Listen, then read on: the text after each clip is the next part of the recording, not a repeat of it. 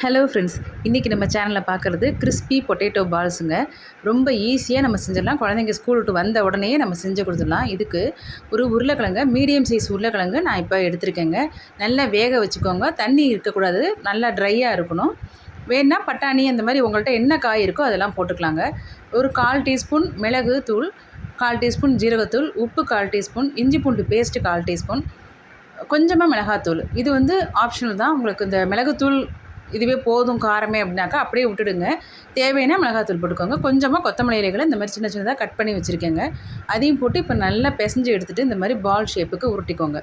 இது நம்ம இருக்கிறதுலே ரொம்ப ஈஸியாக செஞ்சிடலாம். ரொம்ப கிறிஸ்பியாக வரும்.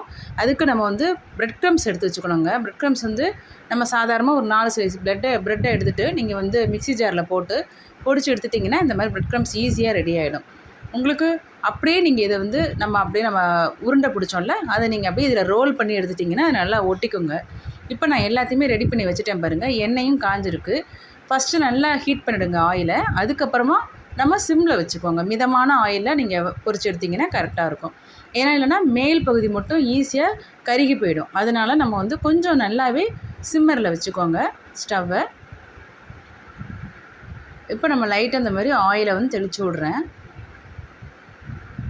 அப்போ உங்களுக்கு நல்லா ஈவனாக அது நல்லா முருகி வரும். நல்லா உங்களுக்கு கிறிஸ்பியாக இருக்கும். உள்பக்கம் நல்லா சாஃப்டாக இருக்கும். இது நீங்கள் உருளைக்கிழங்குல மட்டும் இல்லைங்க, உருளைக்கிழங்க பேஸாக வச்சுக்கோங்க.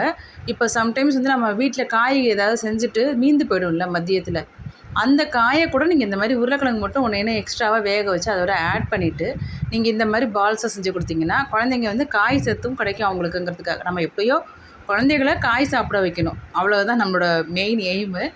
அதனால் நம்ம இந்த மாதிரிலாமும் ட்ரை பண்ணி பாருங்கள். ரொம்ப டேஸ்டியாகவும் இருக்கும். குழந்தைங்க விரும்பி சாப்பிடுவாங்க. கெச்சப்போட பரிமாறினா ரொம்ப நல்லாயிருக்கும். க்ரீன் சட்னி வச்சு கொடுத்தாலும் ரொம்ப நல்லாயிருக்குங்க.